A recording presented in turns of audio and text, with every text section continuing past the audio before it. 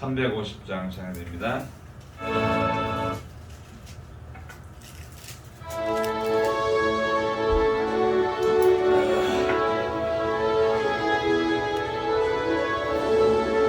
나의 죄를 정케 하사 주의 일꾼 삼으신 구세주의 넓은 사랑 항상 찬송합니다.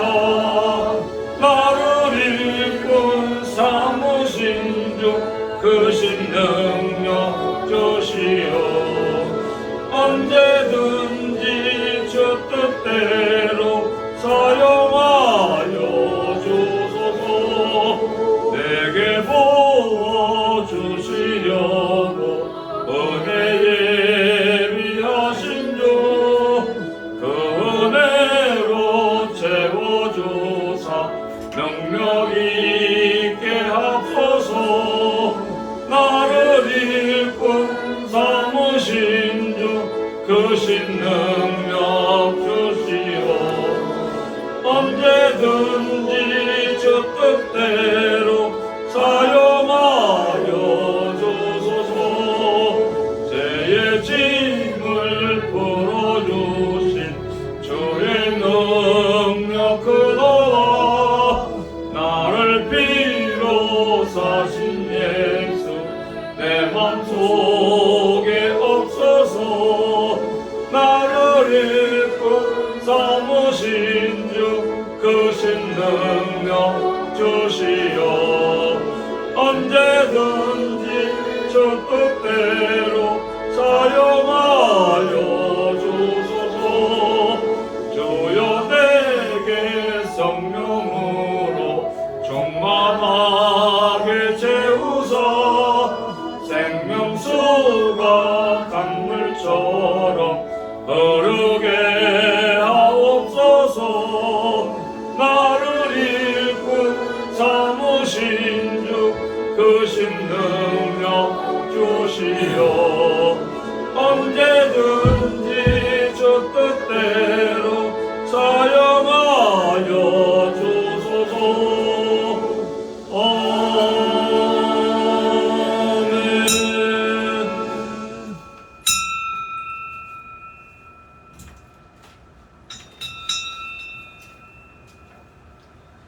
다같이 묵상기도 드리심으로 주일 오후 예배 하나님께 드립니다.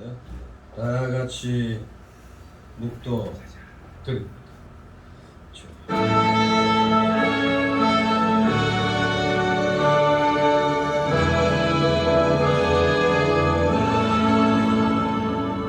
성부 성자와 성령 찬송하여 영광 돌려보내세.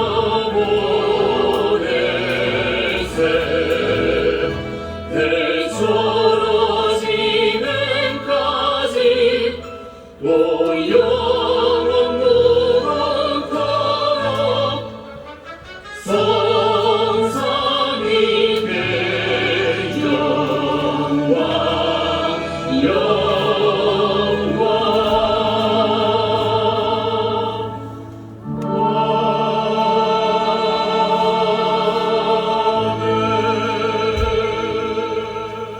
하나님이여 나를 살피사 내 마음을 아시며 나를 시험하사 내 뜻을 아옵소서.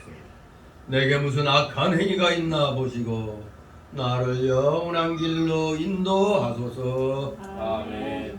다시 사도신경으로 신앙노래 하나님께 드립니다.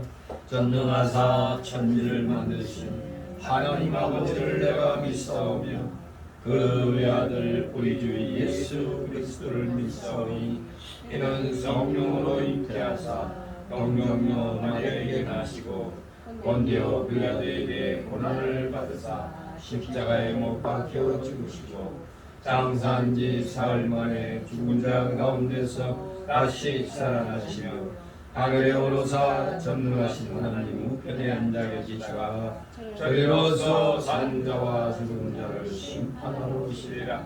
성령을 믿사오며 거룩한 공예와 성도가 서로 교통하는 것과 죄를 사하여 주시는 것과 몸이 다시 사는 것과 영원히 사는 것을 믿사옵나이다. 아멘. 다시 찬송가 514장 부르시고 이 시간을 위해서 최성자 집사님 기도 인도하십니다. 514장 2절 부르고 간주 나갑니다.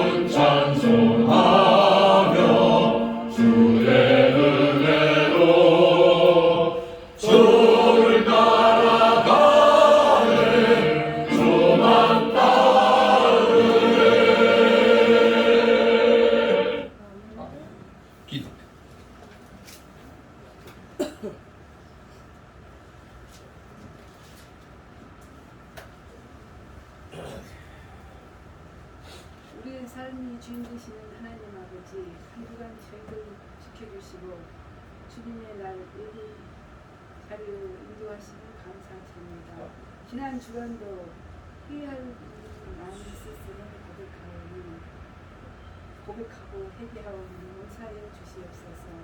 3번기 동안 우리의 모든 삶을 지켜주신 하나님의 은혜와 사랑 감사합니다. 다시금 십자가 앞에 저희들의 삶을 내려놓았사오니 하나님께서 하반기도 믿음 가운데 승리하는 삶이 되도록 믿음과 능력을 더하여 주시옵소서. 우리의 영적 지도자 주님의 종 세워주시사 영육간에 강건하게 붙잡아 주시고 거룩하게 밤을 지켜나가고 부족함이 없도록 정신 갚으시고 덤켜 주시옵소서. 말씀을 전하실 때 지혜와 성령 충만케 해주시고 저희는 그 말씀으로 깨닫고 기쁨으로 순종하며 십자가의 사랑과 부활의 능력으로 세상을 향해 여호와의 영광을 선포하는 존귀한 자들로 살아갈 수 있게 인도하여 주시옵소서. 이 시간 처음부터 마치는 시간까지 주님 함께하시 평강 영광 받으시옵소서. 예수 그리스도 이름으로 기도드리옵나이다. 아멘.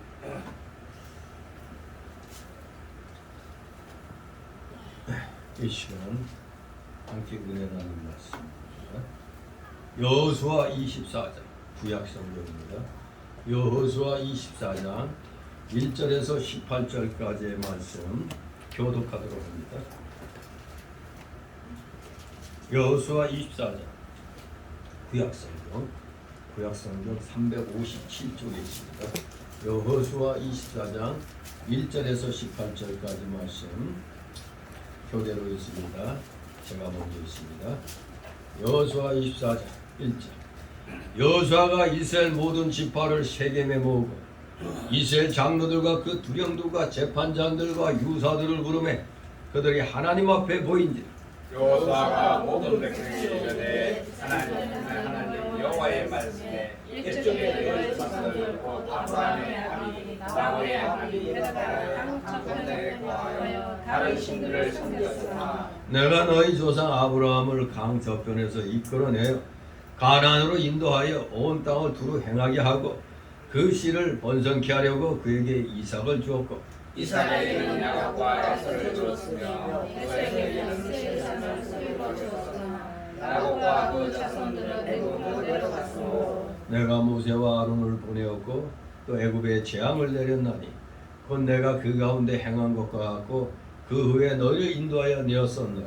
내가 너희 열조를 애굽에서 인도하여 내어 바다에 이르게 한즉 애굽 사람이 병거와 마병을 거느리고 너희 열조를 애굽까지 이르게 하노. 너희 열조가 나 여호와께 부르짖기로 내가 너희와 애굽 사람 사이에 흑암을 두고 바다를 이끌어 그들을 덮었었나니 내가 애굽에서 행한 일을 너희가 목도하였으며 또 너희가 여러 날을 광야에 거하였었느니라. 내가 또 너희를 인도하여 요단 저편에 거하는 아모리 사람의 땅으로 들어가게 하매 그들이 너희와 싸우기로 내가 그들을 너희 손에 붙이매 너희가 그 땅을 점령하였고 나는 그들을 너희 앞에서 멸절시켰으며 때에 모압 왕 십볼의 아들 발락이 일어나 이스라엘을 대적하여 사람을 보내어 볼의 아들 발람을 불러다가 너희를 저주케 하려 하였으나 내가 발람을 듣기를 원치 아니하므로 그가 오히려 너희에게 축복하였고 나는 너희를 그 손에서 건져내었으며 너희가 요단을 건너 여리고에 이른즉 여리고 사람과 아모리 사람과 브리스 사람과 가나안 사람과 헷 사람과 기르가스 사람과 히 사람과 여부스 사람들이 너희와 싸우기로 내가 그들을 너희의 손에 붙였으며 내가 왕벌을 너희 앞에 보내어 그 아모리 사람의 중앙을 너희 앞에서 쫓아나게 하였으니 너희 칼로 너희 칼로와 같이 한 것이 아니하니라. 내가 또 너희의 수고하지 아니한 땅과 너희가 건축하지 아니한 성읍을 너희에게 주었더니 너희가 그 가운데 거하며 너희가 또 자기의 심지 아니한 포도원과 감람원의 과실을 먹는다 하셨느니라. 그러므로 이제는 여호와를 경외하며 성실과 진정으로 그를 섬기려시다. 너희의 열조가 강척편과 애굽에서 섬기던 신들을 제하여 버리고 여호와만 섬기라. 만일 여호와를 섬기는 것이 너희에게 좋지 않게 보이거든 너희 열조가 강 저편에서 섬기던 신이든지 혹 너희의 거하는 땅 아무리 사람의 신이든지 너희 섬길 자를 오늘날 택하라. 오직 나와 내 집은 여호와를 섬기겠노라.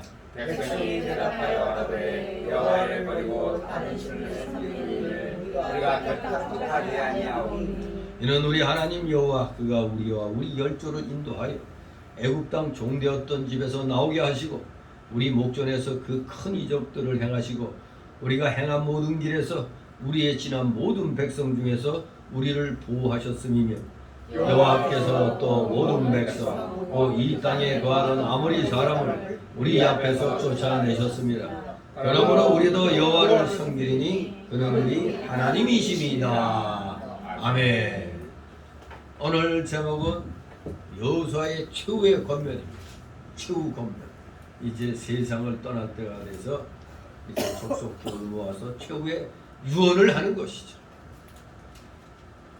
이 최후의 권면의 내용이 이제 24장 가운데 1절에서 18절까지 내용에서 이제 쭉 소개되고 있습니다. 아무튼 이 24장 전체의 내용을 가만히 살펴보면 한마디로 언약의 갱신과 여호수아의 죽음을 24장이 다루고 있음을 보게 됩니다. 앞장에서 여호수아는 이미 성결사를 했죠. 그런데 그 성결사에 그치지 않고 이제 마지막까지 주어진 시간을 이용하여 하나님께 대한 신앙을 고취시키고자 온 백성을 세겜에 소집했습니다. 오늘 본문의 내용을 보면 앞장에 비해서 더욱 엄숙하고 단호한 호소로 이루어져 있으며 온 백성들의 반응 또한 한결같이 진지하고 강렬한 것을 보게 됩니다. 그래서 먼저 여호수아는 하나님의 직접적인 대언자로서 2절에 보면 이제 1장 연설을 시작했습니다. 그런데 그 연설 내용은 아브라함의 소명으로부터 시작하여 가나안 여러 족속들을 진멸하기까지의 이스라엘 역사를 회고하는 것이었습니다. 이스라엘 역사에 대한 회고가 바로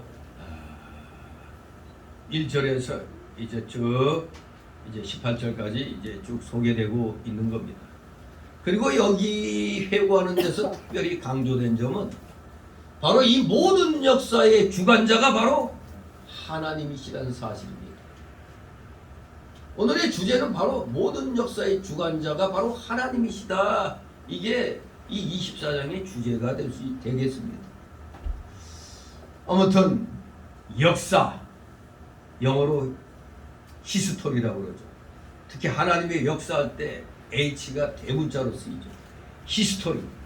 바로 하나님의 이야기를 할 수 있습니다. His story. 합치니까 히스토리. 이렇게 되는 거죠. 온 우주와 인류의 역사가 살아계신 하나님의 구체적인 손길에 의해서 통제되고 있다는 이 확신이야말로 모든 성도들에게 크나큰 위안이자 기쁨이라 할 수가 있습니다. 또한 본문에는 여호수아의 연설만이 일방적으로 선포되어 있는 게 아닙니다. 즉 하나님의 대언자인 여호수아의 권고와 명령이 있은 후에 지금 끝부분에 우리 읽은 대로 전체 백성들이 아주 단호한 그런 결의가 반복이 되었습니다. 1절, 15절, 16절, 18절 그리고 그 뒤에도 보면은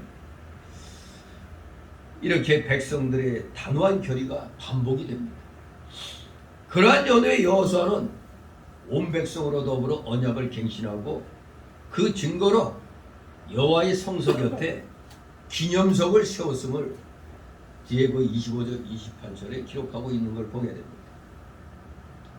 그리고 이 24장의 마지막 부분에 보면은 여호수아와 엘르아살의 죽음 및 요셉의 뼈를 그 유언대로 창세기 50장 25절에 자기 뼈를 가져가라고 그랬죠. 애굽에서. 그 유언대로 요셉의 뼈를 세겜에 장사한 사실을 29절 33절에 기록을 함으로 이제 여호수아서는 마치게 되는 것입니다. 아무튼 여호수아는 출애굽 이후 가나안에 이르기까지 이스라엘의 지도자로서 수많은 업적을 남겼습니다. 그럼에도 불구하고 이 24장에는 그의 죽음이 대단히 간략하게 언급되었을 뿐입니다. 아주 이렇게 위대한 인물이 상당히 그 한 일에 비하면 너무 간략하게 언급하고 마치고 있는 것이죠. 이러한 사실은 이 여호수아서가 여호수아의 무슨 전기를 기록한 게 아니라 여호수아를 통한 하나님의 역사하심을 기록한 책임을 잘 드러내고 있는 겁니다. 이 여호수아의 전기를 기록한 게 아니라 그 여호수아라는 사람을 통한 하나님의 그 역사하심을 이렇게 기록을 하고 있는 겁니다. 여호수아를 통한 하나님의 역사심을 기록했다 이겁니다. 여호수아서가. 또한 24장에서 여호수아는 자신의 후계자를 세우지 않고 죽는 걸 보게 됩니다. 후계자를 세우지 않았어요. 그 이후에는 하나님께로부터 직접 부르심을 받은 사사들이 지도자로서 등장하게 됩니다. 바로 여호수아서 끝나고 나자 뭐가 시작돼요? 사사기가 시작되는 겁니다. 이제 하나님께서 지도자들을 불러 세우시는 겁니다. 이제 본격적인 하나님께로부터 직접적 부르심을 받은 사사들이 이제 지도자로서 등장하게 되는 그럴 길을 여호수아는 이렇게 열어놓고 있는 겁니다. 자기가 후계자를 세운 게 아니라 하나님이 이제 직접 세우시는 것을 열어놓은 겁니다. 다시 말해서 24장은 여호수아서 이후에 계속된 사사기의 일종의 잠정적인 도입부가 되는 겁니다. 어느 날 뚱딴지같이 사사기가 나오는 게 아니라 24장을 통해서 사사기가 자연스럽게 연결되는 거죠. 자, 우리는 다시 한번 제목은 여호수아의 최후 권변으로 이렇게 제목을 삼았지만 결국 그 주제는 모든 역사의 주관자는 하나님이시다. 이걸 우리에게 가르쳐주는 겁니다. 자, 그러면 이 본문을 내용에 의해서 한 5개 문단으로 나눠서 살펴봅니다. 첫 번째 문단은 1절에서 3절까지. 아브라함을 택해 주신 하나님을 기억시키는 여호수아. 하나님을 기억시키는 겁니다.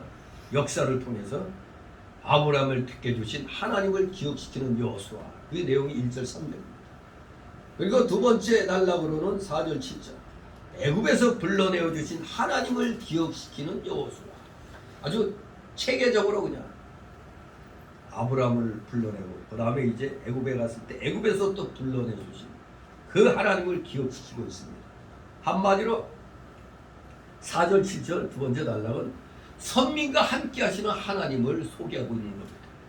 세 번째 단락으로 8절 10절 거짓 선지자에게서 건져주신 하나님을 기억시키는 여호수아. 거짓 선지자에게서 건져주신 하나님을 기억시키고 있습니다. 요단강 동쪽 왕들을 멸해 주시고 거기에 또 거짓 선지자에게서 건져주신 하나님을 기억시키는 겁니다.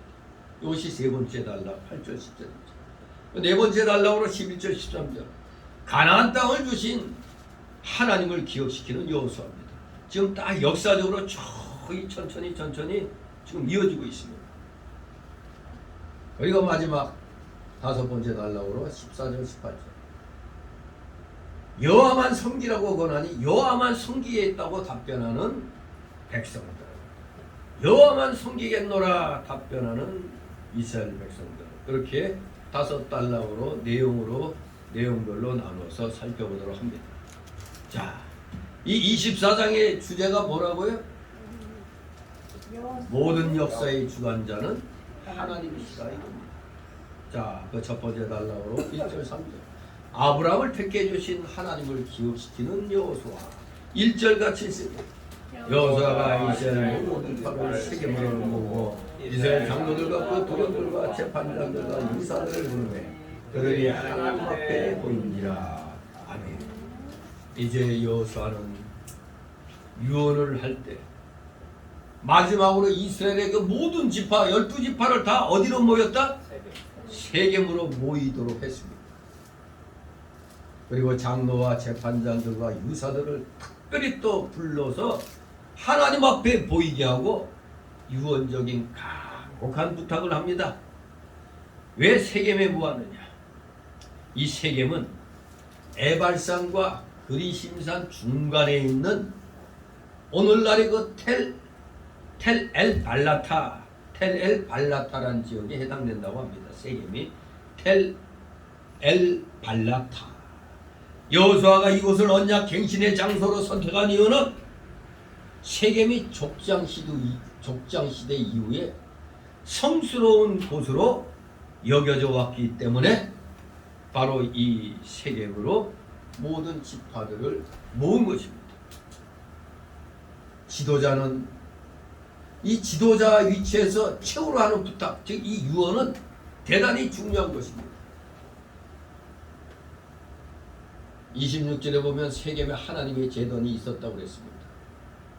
그렇기 때문에 여호수아가 그들을 세겜에 모이게 하여 하나님을 경배하게 하고 이제 하나님 앞에서 하나님의 말씀으로 깨우치는 겁니다. 그러면서 부탁을 하는 겁니다. 자기 개인적인 어떤 그게 아니라 하나님의 말씀으로 그들을 깨우치는 겁니다. 끝까지 성경 중심, 교회 중심, 예수 중심 기둥으로 우리가 생활을 해야 됩니다. 2절 3절 있습니다. 여호수아가 모든 백성에게 이르되 이스라엘 하나님 여호와의 말씀에 옛적에 너희 조상들 곧 아브라함의 아비 나홀의 아비 데라가 강 저편에 가여 다른 신들을 섬겼으나 내가 너희 조사 아브라함을 강 저편에서 이끌어내어 가나안으로 인도하여 온 땅을 두루 행하게 하고 그 씨를 번성케 하려고 그에게 이삭을 줬고. 아멘. 이제 여호수아는 모든 백성에게 최후로 하나님의 말씀을 전해 주었습니다. 아브라함의 아버지 데라가 유브라데 강 건너편 갈대아 우르에 살면서 우상을 섬겼음을 분명히 밝힙니다. 옛적에 데라가 강 저편에 가여 다른 신들을 섬겼으나 하나님의 은총에 대한 실제적인 증거로서 하나님이 아브라함을 우상 숭배자들로부터 불러내신 일이 먼저 제시되어 있는 겁니다. 바로 데라가 아브라함의 아버지거든요. 아버지가 우상 숭배 도시에서 짭짤하게 재미 보고 있었잖아요. 우상들 만들어가지고. 그러니 그곳에서 있으면 안 되는 거예요. 그래서 하나님께서 이끌어내신 겁니다. 우상 숭배자들로부터 아브라함을 불러내신 일이 그래서 실제적인 증거로 먼저 제시되는 겁니다. 옛 이스라엘 열전은 창세기 11장 28절 31절에 보면 강저편 갈대아 우르에서 살았고 그 후에 메소포타미아의 하란에서 거하였습니다. 이 2절에서 데라의 세 아들 중 아브라함과 나홀만이 언급된 것은 아마도 그 장자 하란이 창세기 11장 26, 28절로는 일찍이 먼저 죽었기 때문에 두 아들만 이렇게 언급을 하고 있는 겁니다. 그리고 데라의 가족이 섬겼던 다른 신들이란 그 당시 메소포타미아 사람들이 보편적으로 숭배했던 달신을 가리킵니다. 달신, 월신, 달신. 이와 같이 믿음의 조상으로 숭앙받는 아브라함 역시 애초에는 여타의 이방 족속들과 마찬가지로 우상 숭배자였었습니다. 이걸 보면 우리들도 위안이 되죠. 우리 조상들도 우리 이 땅에 살면서 별의별 잡신 다 섬겨왔잖아요. 우리 다 우상 숭배자의 자식들이었습니다. 근데 우리가 복받아서 예수 믿고 구원받은 거죠. 아브라함도 마찬가지였어요. 처음에는 우상 숭배자였습니다. 그러나 하나님의 주권적 은총으로 말미암아 택하시며 인도하시는 복을 창세기 17장 5절에 얻게 되었던 것입니다. 진실로 이렇게 하나님의 은혜로 우상 숭배지에서 불러내어 하나님 백성이 되게 하셨습니다. 그리고 마침내 아브라함을 가나안 땅으로 인도했으며 그 자손을 번성케 해주시기로 약속하시고 아들 이삭을 주었다고 여호수아가 성경의 역사를 밝히고 있습니다. 우리 창세기 12장에 아브라함이 생활 근거를 다 닦아놓은 그 지역에서 어떻게 떠났다고요? 본토를 떠나고 또 네? 친척을 떠나고 또 아비집을 떠났다고 그랬어요. 그때 나이가 몇 살? 75세.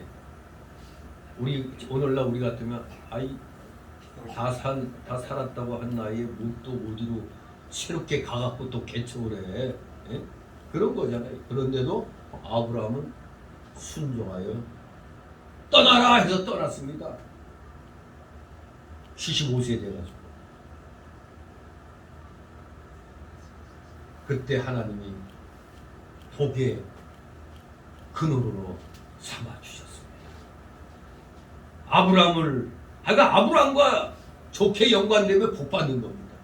오늘날 우리 기독자들과 연관된 사람들은 예수 안 믿어도 더 잘 되게 돼 있어요. 왜? 우리 예수 믿는 사람이 잘 되게 하려니까 그 사람 사업도 잘 돼야 돼. 우리 예수 믿는 사람만 잘 되면 그럼 우리는 어디다 납품하고 뭐 어디서 원료 갖고 오고 그래.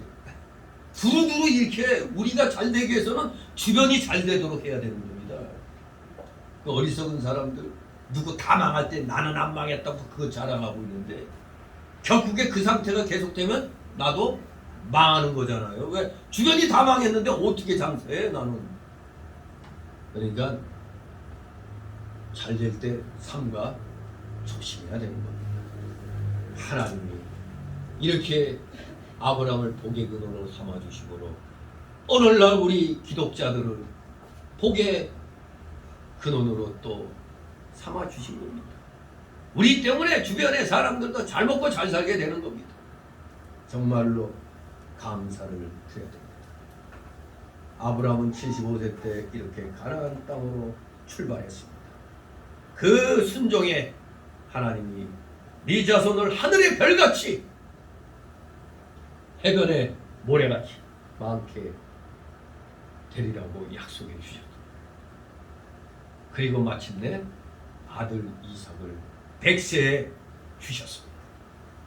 자, 이제 두 번째 단락으로 4절 7절 애굽에서 불러내 주신 하나님을 기억시키는 여호수아. 저 애굽에서 불러내어 주신 하나님을 기억하라. 선민과 함께 하시는 하나님을 기억하라. 4절 7절 있습니다. 이삭에게는 야곱과 에서를 주었으며 에서에게는 세산을 소유로 주었으나 야곱과 그 자손들은 애굽으로 내려갔으므로 내가 모세와 아론을 보내었고 또 애굽에 재앙을 내렸나니 곧 내가 그 가운데 더한 것과 같고 그 후에 너희를 인도하여 내었었노라. 내가 너희 열조를 애굽에서 인도하여 내어 바다에 이르게 한즉 애굽 사람이 병과 마병을 거느리고 너희 열조를 홍해까지 따르므로 너희 열조가 나 여호와께 부르짖기로 내가 너희와 애굽 사람 사이에 흑암을 두고 바다를 이끌어 그들을 덮었었나니 내가 애굽에서 행한 일을 너희가 목도하였으며 또 너희가 여러 날을 광야에 거하였었느니라. 아멘. 예. 하나님께서 이삭에게서 에서와 야곱을 낳게 했습니다. 그리고 맏아들 에서에게는 세산을 소유로 주었습니다. 그러나 야곱에게는 더 좋은 가나안 땅을 기업으로 주셨습니다. 또 이스라엘 백성을 구원의 기반으로 삼으려고 그래서 연단시키기 위해서 잠시 애굽으로, 우리 애굽하면 세상의 상징이죠. 우리가 왜 세상에서 필요합니까? 세상에서 연단받아야 되잖아요. 그래서 우리는 이 세상이 우리한테 뭐라고요? 훈련장이라고 얘기해요. 훈련장, 아주 그냥 극심한 훈련장입니다. 이 세상은 바로 아브라함을 훈련시키려고 애굽으로 내려가게 하셨습니다. 야곱과 그 자손들은 애굽으로 내려갔으므로 여기 하나님의 예정이 있었던 것입니다. 이 사건은 창세기 27장에서 35장에 걸쳐 아주 상세히 나와 있죠. 야곱의 일생은 그야말로 수많은 인간적인 실패로 점철되어 있음을 보게 됩니다. 그럼에도 불구하고 하나님께서는 인간의 나약하고 이 조악한 성품들을 그대로 이용하셔서 하나님의 뜻을 이루셨습니다. 그게 로마서 8장 28절 뭡니까? 합력하여 모든 것이 합력하여 선을 이루게 하신다고 그랬잖아요. 우리 입장에서 보면 이건 하나님 입장에서 보면 나쁜 건데 이것까지도 이용을 하시는 겁니다. 이용하시는 거예요. 그러므로 야곱이 훗날 가나안 땅에 입주하게 된 것이나 이세 12지파의 조상들을 낳은 것은 다 모두가 하나님의 오묘하신 섭리와 은총으로 말미암은 것이라고 여길 수밖에 없는 것입니다. 이렇게 야곱의 자손 70인이 애굽으로 내려갔는데 400년 동안 많이 번성하도록 하나님이 복을 내려주셨어요. 그래서 400년이 지나서 하나님께서 모세 아론을 보내어 애굽에 10가지 재앙을 내려서 이스라엘 백성을 인도해 내셨던 것입니다. 정말로 선민과 함께 하시는 하나님이심을 알 수가 있습니다. 이 5절에서 7절의 내용을 보면 출애굽하기까지 과정이나 이 홍해를 건넌 사건 등은 하나님의 강권적인 도우심을 역력히 반영하고 있습니다. 이게 출애굽기 1장에서 14장까지 그 내용인 것입니다. 하나님께서는 하나님의 백성을 위해 이루시고자 작정한 것이면 반드시 그리고 끝까지 성취하십니다. 그 이루시는 방법에 관해서는 때로는 초자연적 본능과 이적이 동반되었고 때로는 인간의 능력이 도구로 사용되기도 했던 겁니다. 그러니까 우리 여러분들 자신에게 있는 어떤 능력을 너무 과소평가하면 안 됩니다. 하나님이 필요하셨기 때문에 우리에게 주셨고 또 때에 따라 나의 능력을 하나님이 또 10분 발휘하도록 해주시는 겁니다. 그러니까 우리는 평상시에 열심히 실력을 쌓아놔야 돼요. 그래서 언제 어느 때 하나님께 쓰임받을지 우리는 모르는 겁니다. 인간으로서 할 수 있는 건 열심을 다해서 우리는 일어나야 되는 것입니다. 진실로 이렇게 하나님께서는 심지어 애굽에서 번성케 했다가 이제 가나안 땅으로 이제 끌어내야 되시기 때문에 위대한 애굽 탈출의 역사가 모세를 통하여 일어나게 됩니다. 그래서 애굽에 10가지 재앙을 내려가지고 애굽 왕이 빨리빨리 떠나거라 말을 할 수밖에 없게 만들었죠. 왜냐면 자기네 애굽이 다 망하게 생겼는데 뭐. 그리고 나서 보내고 난 다음에는 갑자기 또 완악해져. 아이고 아까워라. 당장 가서 잡아와라 해가지고 애국 군대를 출정시켰어요. 그래서 아주 끈덕지게 홍해까지 따라왔습니다. 그러나 하나님께서 그들과 이스라엘 백성 사이에 흑암을 두어가지고 그들의 이스라엘 백성을 가까이 못하게 하셨어요. 그런데다가 또 홍해를 갈라놨어요. 그리고 이스라엘 백성은 아예 그냥 밤새 동풍이 불어서 질퍽한 데 건전한 땅으로, 마른 땅으로, 건조한 땅으로 만들어서 건너게 하셨습니다. 근데 뒤늦게 그걸 보고 그냥 잽싸게 그냥 말을 먹고 쫓아가던 애국 군대가 한 중반 정도에 이르렀을 때 바닷물이 합체해가지고 그냥 하나님이 예의롱돌 하고 그냥 한목에 그냥 덥석 삼켜버렸어요. 홍해바다를. 그랬더니 애국 군대는 다 바닷물에 빠져 멸망케 되었습니다. 그 이스라엘 백성이 40년의 광야 생활이 시작됐죠. 그 40년의 광야 생활에서 하나님의 큰 이적과 기사를 이스라엘 백성들이 보게 되는 겁니다. 이렇게 여호수아가 과거에 있었던 하나님의 역사를 들어서 증거하는 것은 이스라엘 백성들이 바로 그 능력의 하나님을 떠나지 않고 잘 섬기게 하기 위함입니다. 뭐 하나님이 심심해서 한 게 아니라 이 완악한 녀석들이 가끔씩 자극을 줘야 깨닫게 되는 거거든요. 아이고 과연 하나님이시구나. 그렇게 순간순간 믿음이 흐물흐물 낼 때 그렇게 자극을 줘가지고 깨우치는 겁니다. 그래서 하나님을 떠나지 않고 하나님을 잘 섬기도록 이렇게 연단을 하신 겁니다.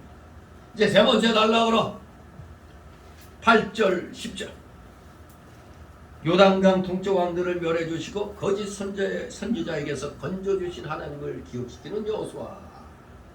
8절이 있습니다. 내가 또 너희를 인도하여 요단 저편에 있는 아모리 사람의 땅으로 들어가게 하며 그들이 너희와 싸이로 내가 그들을 너희 손에 붙이며 너희가 그 땅을 점령하여 나는 그들을 너희 앞에서 멸절시켰으며. 아멘. 이스라엘 백성이 요단강 동편에 있는 아모리 사람들과 싸울 때에도 우리 하나님께서 앞장서가 주셔서 아모리 사람들을 멸절시키며 그 땅을 이스라엘이 점령하게 해주셨습니다. 참으로 하나님의 놀라우신 은혜가 이렇게 또 아이고 우리는 어떡하나 하는 이 근심, 염려, 걱정 속에 있는 이스라엘 백성들의 염려를 잠재워버렸습니다. 하나님이 그냥 나서는데 자기들 힘으로는 안 되죠. 그러나 하나님이 이렇게 그 앞길을 열어주시는 겁니다. 9절 10절 있습니다. 네, 모압 왕 십볼의 아들 발락이 일어나 이스라엘을 대적하여 사람을 보내어 돌의 아들 발람을 불러다가 너희를 저주케 하려 하였으나 내가 발람을 듣기를 어찌 아니하므로 그가 오히려 너희에게 축복하였고 나는 너희를 그 손에서 건져내었으며. 아멘. 좀 차갑지 않아요? 너무? 아이 내 코로 이 차가운 바람이 직접 가니까 이 코가 맹맹해지네. 아 이걸 쳐놨는데도 코가 맹맹해지네. 자 이제 여기 9절 10절에 우리가 그 몇 번 했었던 발람의 기도를 하면 안 된다고 그랬잖아요. 내가 다 해놓고 그냥 하나님 보고 뭐 해달라는 이런 식이면 이게 우리가 오늘날에 많이 범하고 있죠. 뭘 할 때 하나님께 물어보고 뭐 하는 게 아니라 내가 일을 해놓고 하나님 해주십시오. 아니 순서가 바뀌어가지고 이런 경우가 많아요. 우리가 이 생활하다 보면. 자, 그래서 우리는 발람 얘기하면은 우리는 발람의 기도하면 안 되지. 그걸 기억을 해야겠습니다.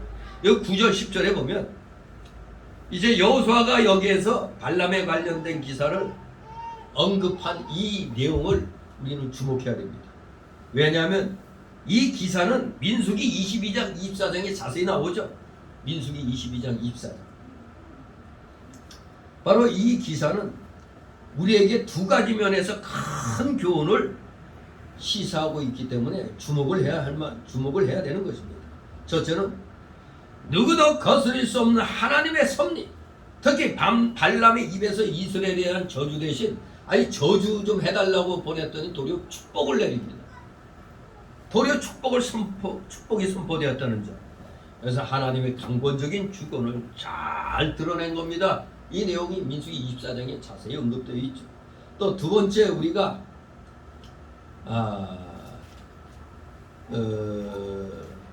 교훈을 받는 것은 미혹하는 자들에 대한 경계입니다. 비록 발람이 여호와의 권능에 압도되어서 이스라엘을 감히 저주하지는 못했다 하지만 훗날 그는 탐욕의 눈이 어두워서 이스라엘을 우상숭배에 빠져들도록 배후에서 계략을 꾸몄던 것으로 우리는 민수기 31장 1절 8절을 통해서 깨닫게 됩니다. 따라서 가나안 땅에 잔존하였던 우상 세력들에 대해서 여호수아는 자기가 이 세상 떠나기 전에 이 백성들에게 이러한 내용에 대한 특별한 경각심을 고취시키고자 했던 겁니다. 주변에 그대로 우상의 잔존 세력이 남아있기 때문에 이걸 각별히 경계하라는 의미에서 이렇게 유언을 하고 있는 겁니다.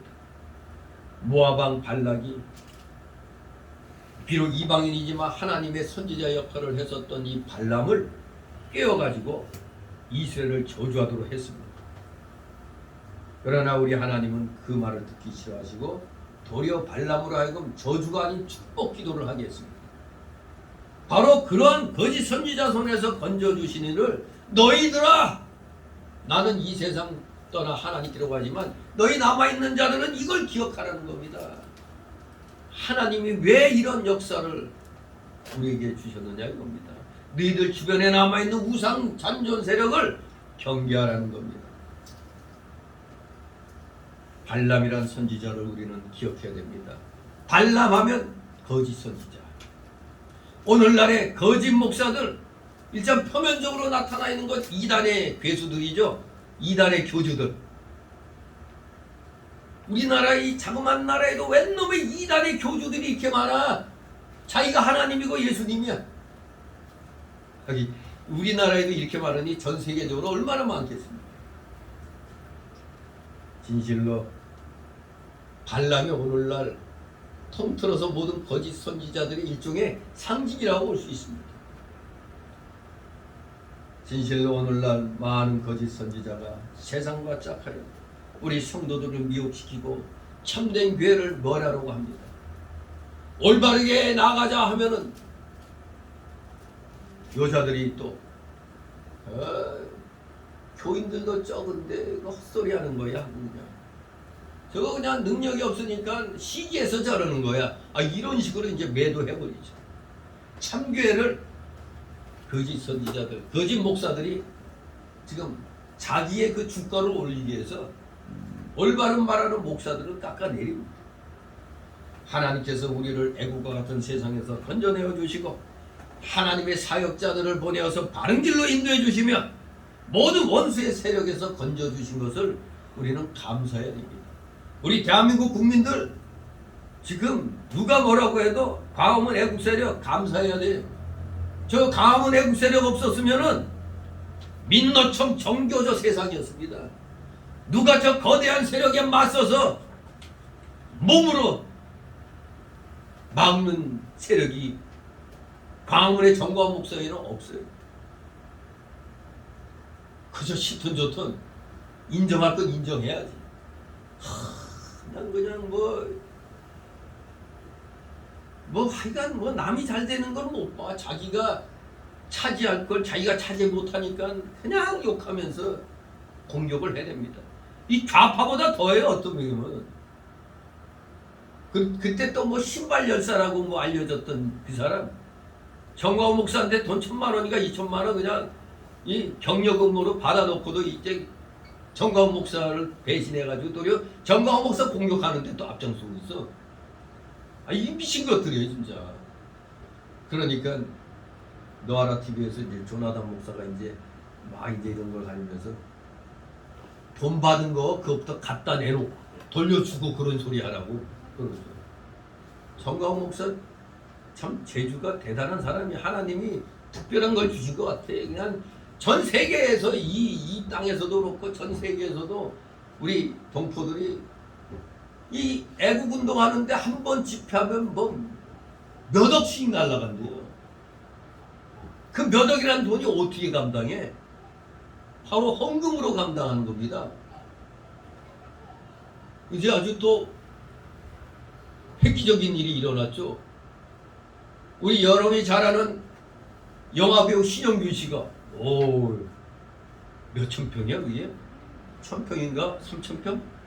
3,000평의 땅을 이승만 대통령이죠. 이승만 대통령 기념관에 만들도록 내놨어요.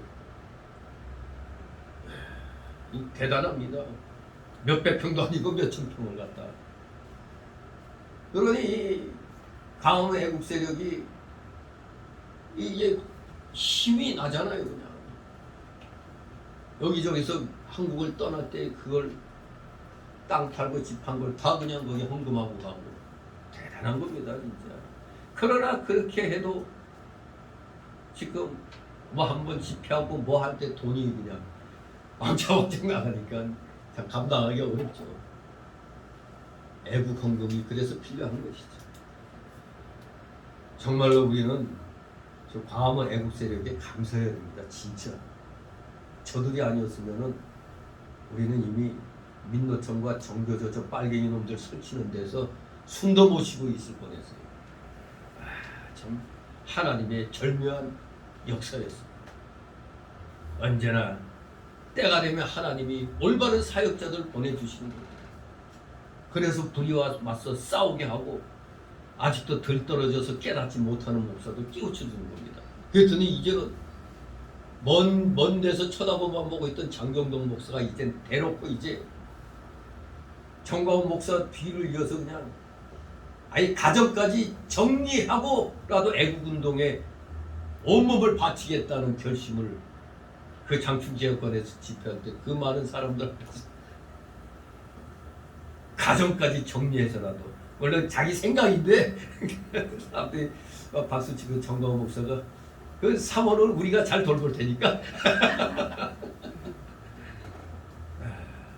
아무튼 장경동 목사가 그냥 탤런트 목사같이 할 때 별로 내 좋지 않게 봤는데 지극히 이제 모든 걸 각오하고 애국운동에 끼어들었습니다. 침례교회는 장경동, 감리교회는 장학일 목사, 순복음은 강원일 목사. 하여간에 정말로 이 애국운동에 끼어든 목사들이 정말로 이 시대의 진정한 하나님의 일꾼이라고 봐야 됩니다. 그냥 숨죽이고 혹시나한테 애가 올까봐 그러다가 자칫 넘어갈 뻔했다 이겁니다. 나라가 망할 뻔했다 이겁니다. 정말 생각만 해도 아찔해요 진짜. 진짜 아찔했습니다. 아무리 그놈들이 사전투표에서 부정을 저질렀어도 그러니까 아마 사전투표는 넉넉히 이기리라 생각했는데 우리 그날 당일 투표 때 그야말로 할아버지 할머니들 다 총출동해서 했기 때문에 아슬아슬하게 20몇만 프로 이긴 겁니다. 그러니까 저놈들이 마음을 놓았던 거예요. 정말 우리 앞으로 사전투표 제발 좀 하지 말아요. 사전투표 없애야 되는 겁니다. 저거 완전히 컴퓨터로 조작하는데 이놈이 사전투표에 놀러 가려고. 정말 여러분들 주변에 누가 뭐 하면 절대 사전투표 안 된다고. 이 사전투표라는 것 자체를 없애야 되는 거예요 이게. 왜 조작하도록 시간을 벌어주는 거예요 뭐. 세상에 저 짱깨놈들이 저것들이 개표위원으로 있어. 말이 돼 이게. 에이 정말로 에이 화가 납니다. 화가 나. 아무튼 그럴 때 하나님께서 이 나라 우리 기독교인들을 깨우쳐 주셔가지고 정말로 이 나라를 지금 위기에서 건져냈어요. 누구 때문에? 기독교인들 때문에. 이제 안 믿는 사람들 감사해야 되는 겁니다. 왜 저도 그냥 강화문에 나가면 기분 좋은 게 주변에서 하는 얘기가 들리잖아요. 야 이거 기독교 괜찮네. 애국자들이네. 교회 나가야겠다. 이 기독교 안 좋게 생각했는데 이런 애국자들이네. 이런 말을 옆에서 많이 들어요. 네, 그렇습니다. 역시 움직여야 돼. 실천해야 되는 겁니다. 여호수아가 이제 우상의 잔존 세력이 아주 많이 남아있는 이 백성들이 혹시라도 거기에 또 휩쓸릴까봐 마지막 힘을 다해서 지금 최후의 권면을 하는 겁니다. 네 번째 단락으로 11절 13절 이제 가나안 땅을 주신 하나님을 기억시키는 여호수아. 자 11절 12절 있습니다. 너희가 요단을 건너 여리고에 이른즉 여리고 사람과 모리 사람과 브리스 사람과 가나안 사람과 헷 사람과 기르가스 사람과 히 사람과 여부스 사람들이 너희와 싸우기로 그들을 너희 손에 붙였습니다. 내가 왕고를 너희 앞에 보내어 그 아모리 사람의 두 왕을 너희 앞에서 쫓아내게 하였나니 너희 칼로나 너희 활로나 이같이 한 것이 아니며. 아멘. 이스라엘 백성이 모세 때에 여단강 동편에서 아모리 백성과 싸웠습니다. 그때 하나님께서 왕보를 보내어 그 두 왕, 저 헤스본 왕 시온과 바산 왕 옥을 쫓아내 주신 것을 늘 기억하라는 겁니다. 또 하나님께서 요단강을 기적적으로 건너게 해주시고 가나안의 여러 족속들을 정복하게 해주신 것을 잊지 말라는 겁니다. 근데 여기 우리가 뜬금없이 무슨 왕보를 보냈다? 우리가 말하는 그 왕볼이 그냥 적군에 날아가서 적의 왕볼이 이 이따마 왕볼들이 공격했나?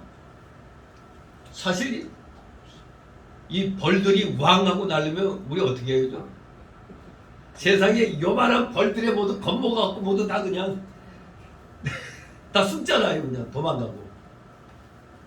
아마 진짜 이 적군이 와 몰려올 때 이 말벌 같은 거 그냥 확 그쪽을 향해서 쏘면 아마 대오가 그냥 다 흩어질 겁니다. 그냥 걸음 하나 살려라고. 왜? 그 이따만 말벌에 쏘면 어떻게 돼요? 잘못하면 죽잖아요. 이게. 그러니 이 총 쏘는 것보다도 더 그냥 멋지게 적을 물리치는 저 민노총 정교조 저놈들이 저 빨갱이들 그 집회할 때 그 슬쩍 왕보를 날려보내고 다 도망갈 거야 이것들. 근데 여기서 이 느닷없이 여호수아가 왕보를 보냈다고 이렇게 말을 했는데 이 왕볼이 정체가 뭐냐 이겁니다. 아마도 이 왕볼은 천사를 가리키거나 혹은 하나님께서 심판의 도구로 사용하는 군대나 강한 왕을 가리킨다고 보는 겁니다. 실제로 아수르가 범죄할 때 애국을 보내서 징계했고 또 바벨론이 하나님을 거역할 때에도 메대왕 다리오를 보내서 다니엘서 5장 30절 31절 보면 바벨론 왕 벨사살을 멸망시킨 일이 있습니다. 그러나 여기 11절 12절에서는 심판의 도구로 사용되는 나라와 왕이 나오지 않은 것으로 보니까 이 왕보는 천사를 가리킨다. 그렇게 봐야 합당한 거죠. 왜? 심판의 도구로 사용되는 나라나 왕이 나오지 않았잖아요. 단지 왕보를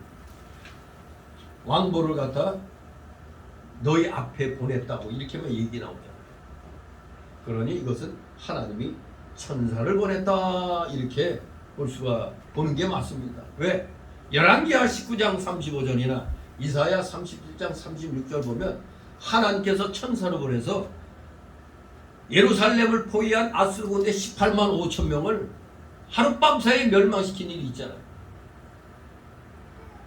하나님의 천군 천사를 보내었죠. 여러분 이 당시에 18만이면 어마어마하잖아요. 우리가 6.25 때 중공군이 뭐 100만 대군이라고 뭐 하지만 사실 뭐 20만인가 30만이라고 중공군이 이렇게 왔다고 그러는데 그 20만 30만이 떼거지로 몰려올 때도 우리 국군과 유엔군은 그야말로 기가 질려버리는 거예요. 이게 죽여도 그냥 꾸역꾸역 앞에 일렬이 그냥 방망이 수레탄 들고 쌀라쌀라 하면서 오면은 다다다다다 하면 그냥 택 찍으면 또 뒷열에 있는 놈들이 와서 그 방망이 수레탄 들고 왈라왈라 하면서 나오고. 근데 이 모태동이가 이 한국전쟁에 보낸 그 중공군은 안타깝게도 장개석의 군대였다 이겁니다.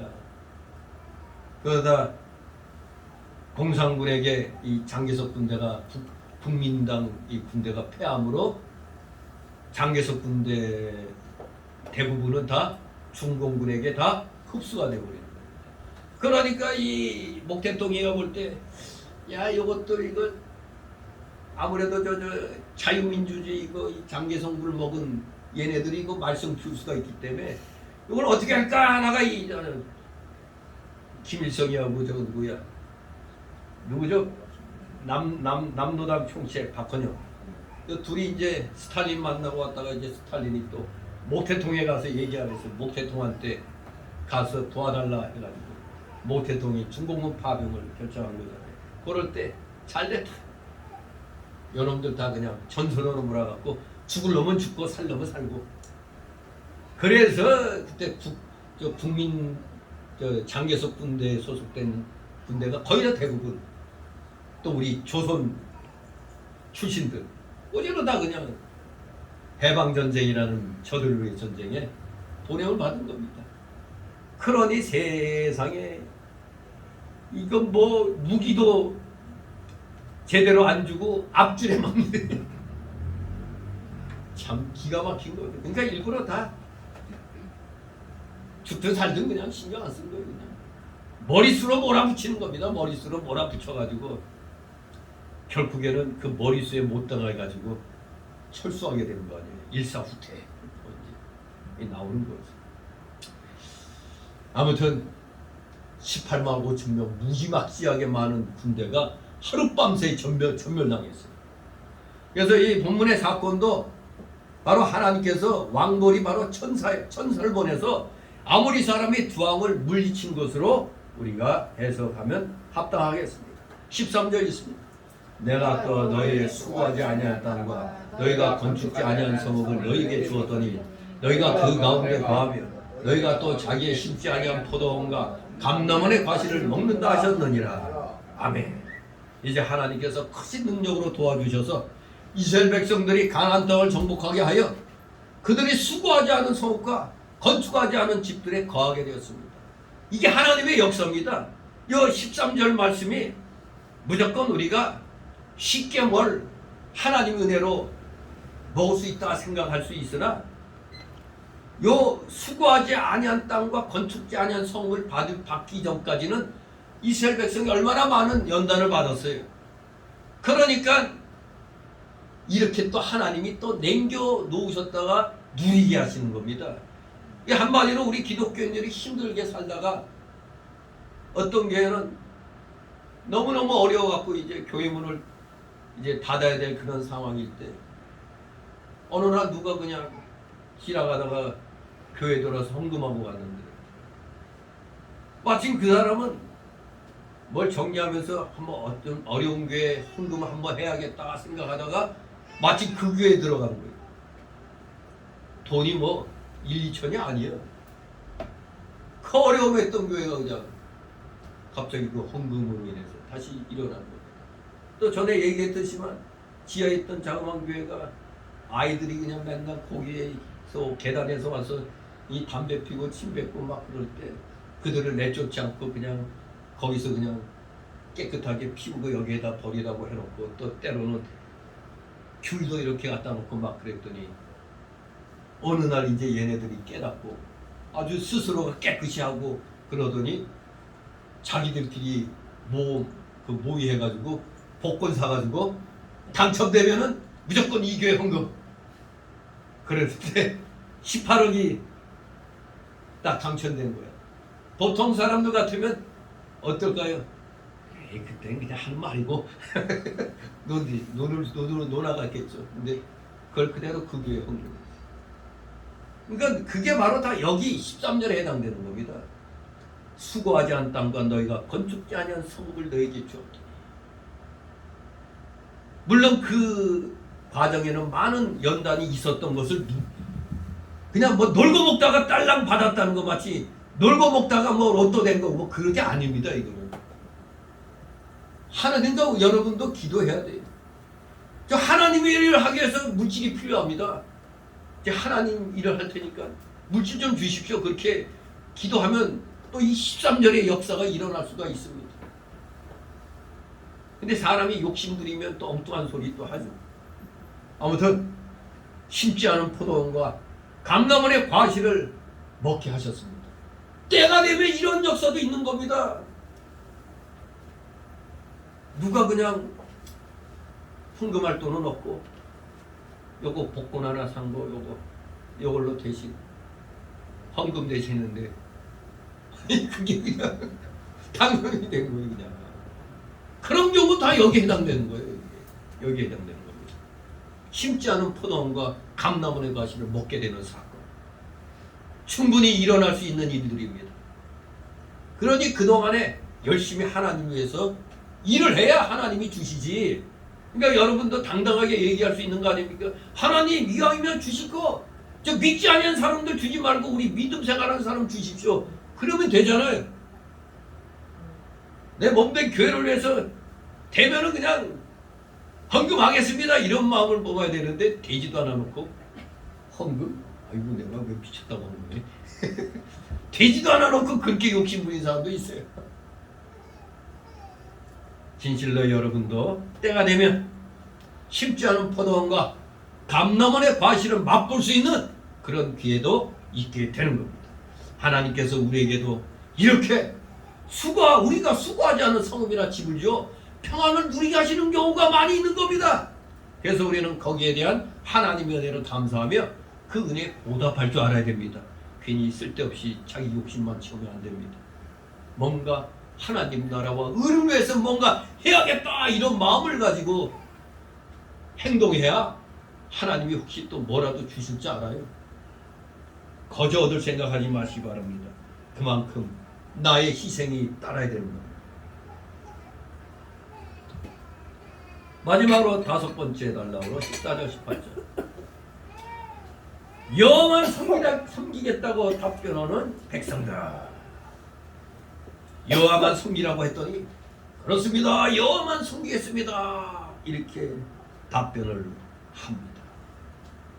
네. 그야말로 이스라엘의 여호와에 대한 신앙의 결의를 엿볼 수가 있습니다. 우리 14절 15절 있습니다. 그러므로 이제는 여호와를 경외하며 성실과 진정으로 그를 섬길 것이라. 너의 열조가 강 저편과 애굽에서 섬기던 신들을 제하여 버리고 여호와만 섬기라. 만일 여호와를 섬기는 것이 너희에게 좋지 않게 보이거든 너희 열조가 강 저편에서 섬기던 신이든지 혹 너희의 아무리 사람의 신이든지 너희 섬길 자를 오늘날 택하라. 오직 나와 내 집은 여호와를 섬기겠노라. 아멘. 예, 여호수아는 이스라엘 백성들에게 맹목적이고 추상적인 신앙을 강요하지 않았습니다. 과거 이스라엘 백성들을 축복하신 하나님의 은혜들을 13절까지 구체적으로 열거하고 있습니다. 그리고 나서 비로소 결단을 촉구했던 겁니다. 즉 성경적으로 촉구한 겁니다. 덮어놓고 그냥 감정에 호소한 게 아닙니다. 성경의 역사적 사건들을 하나님이 우리에게 어떻게 은혜를 베풀어 주시는가를 쫙 열거하고 나서 비로소 결단을 촉구한 겁니다. 하나님께 대한 순종은 그저 터무니없는 속박을 위한 종교적인 굴레가 아니라 인간의 모든 삶을 풍요하고 의미 있게 하는 축복이란 것입니다. 만일 여호수아가 억지로 하나님께 대한 신앙을 강요했더라면 이스라엘 백성들이 외형적으로 하나님을 잘 섬기는 척 하였을지도 모르죠. 에이 노인네 세상 떠나니까 듣는 척이라도 해주자, 그렇게 할 수도 있어요.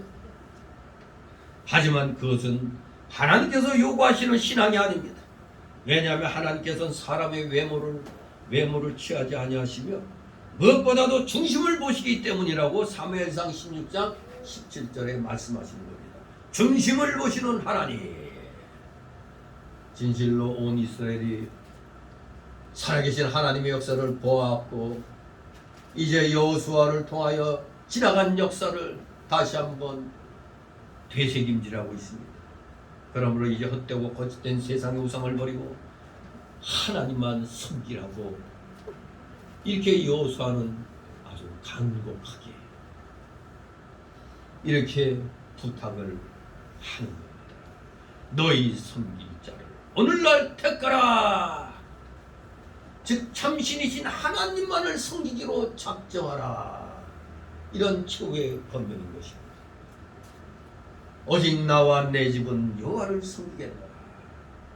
이 여호수아의 이 고백은 다른 사람들은 혹시 여호와를 섬기지 않는다 할지라도 여호수아 본인은 생명이 되시고 복 되시는 여호와만 섬기겠다는 겁니다. 너희들이 안 그런다 할지라도 나는 섬기겠다 이겁니다. 자기뿐만 아니라 자기 집 전체까지도 여호와만 섬기게 하겠다는 결심의 표현입니다. 오직 나와 내 집은 여호와를 섬기겠다. 내 집, 자기 가족과 자기의 영향력이 미칠 만한 사람을 다 가리켜서 이렇게 말하고 있는 겁니다. 16절 18절이십니다. 백성이 대답하여 가로되 여호와를 버리고 다른 신들 섬기는 일을 우리가 결탄코 하지 아니하오리니 이는 우리 하나님 여호와 그가 우리와 우리 열조를 인도하여 애굽 땅 종되었던 집에서 나오게 하시고 우리 목전에서 그 언적들을 행하시고 우리가 행한 모든 길에서 우리의 지난 모든 백성 중에서 우리를 보호하셨음이며 여호와께서 또 모든 각성 곧 이 땅에 거하던 아무리 사람을 우리 앞에서 쫓아내셨습니다. 그러므로 우리도 여호와를 섬기리니 그는 우리 하나님이심이다. 아멘. 이제 이스라엘 백성들은 여호수아의 호소에 적극적으로 응답하여 여호와 하나님만 의지하고 순종할 것을 굳게 결의하였습니다. 예, 굳은 결심을 했습니다. 그들은 여호수아의 회고 연설 13절까지를 요약하여서 여호수아가 재차 언급함으로써 이스라엘 역사 속에 역사하신 하나님의 섭리에 이 백성들은 전심으로 공감함을 확언하였던 것입니다. 그들의 신앙은 합리적인 이론 체계를 통한 각성에 국한된 것이 아니라 직접 스스로 절감하고 눈으로 목격함으로써 체득한 체험적 신앙이었던 겁니다. 이 체험적 신앙이 대단히 중요하죠. 그러므로 그들에게 있어서 과거의 모든 신앙 체험들은 그저 한때 있었다가 사라진 사실들이 아니라 늘 기억 속에 되새겨져야 할 위대한 모범이었던 겁니다. 여러분 자신도 믿음 생활하면서 체험했던 것들, 이게 신앙의 모범으로 삼아야 되는 겁니다. 언제나 기억 속에 되새겨 놔야 됩니다. 이와 마찬가지로 오늘날 우리도 예수 그리스도를 신앙함에 있어서 그저 관념이나 일시적 감정에 치우쳐서는 안 됩니다. 우리의 전 존재를 열어서 하나님과의 신비한 연합을 체험하도록 우리는 힘을 써야 됩니다. 이렇게 여호수아의 결심으로 인하여 백성들이 다시 한번 각성하고 여호와만 섬기겠다고 결심하고 나섰던 겁니다. 이렇게 지도자가 중요한 겁니다. 지도자의 결심이 온 이스라엘 백성에게 큰 도움을 준 것입니다. 망설이는 마음이 없게 만드는 겁니다. 이렇게 지도자의 역량이 큰 것입니다. 지도자의 결심은 많은 사람에게 영향을 주는 겁니다. 여호와만 섬기는 것은 생명의 길이요 복된 길이요 창성의 길이라는 사실을 예나 지금이나 우리 동일하게 성령의 감동으로 깨닫고 우리 모두 열심을 다하여 지극히 작은 것에서부터 하나님께 충성하는, 알아주든 안 알아주든 우리는 최선을 다하여 충성하는 진실된 실천력 있는 믿음의 성도들 되시기를 주님의 이름으로 축원합니다. 기도합니다. 거룩하신 하나님 아버지, 은혜를 감사드립니다. 우리 모두 올바른 신앙관을 가지고 올바른 신앙의 모범을 보이면서 우리 후손들에게 정말로 신앙의 모범을 보임으로써 많은 사람들이 우리의 모습을 보며 주님 앞으로 나아오도록 놀라운 영향력을 끼칠 수 있는 진정한 하나님의 귀한 자녀들 다 되게 하여 주시옵소서. 감사드리며 예수 그리스도의 이름으로 기도드리옵나이다. 아멘. 같이 찬송가 348절.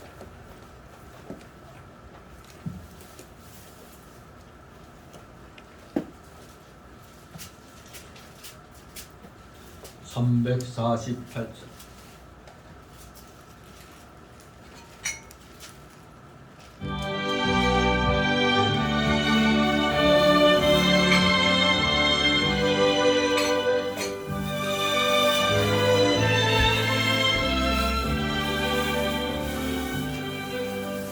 나의 생명을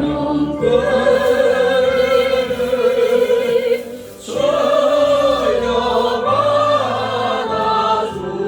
주소서.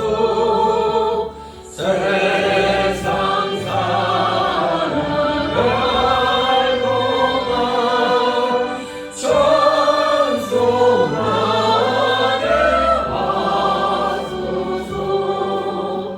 하소서.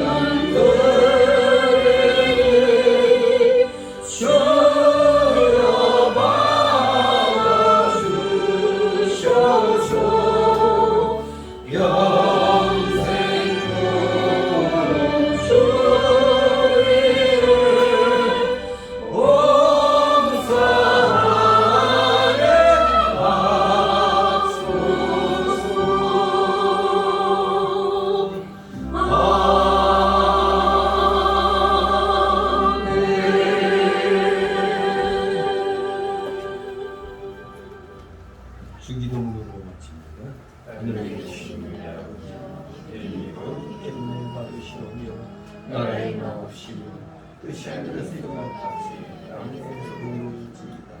오늘날 우리에게 시험을 주시고 우리가 우리에게 주인 자를 사는 같이 우리의 죄를 사하여 주시고 우리를 시험 되게 하지 마옵시고 다만에서 구하소서.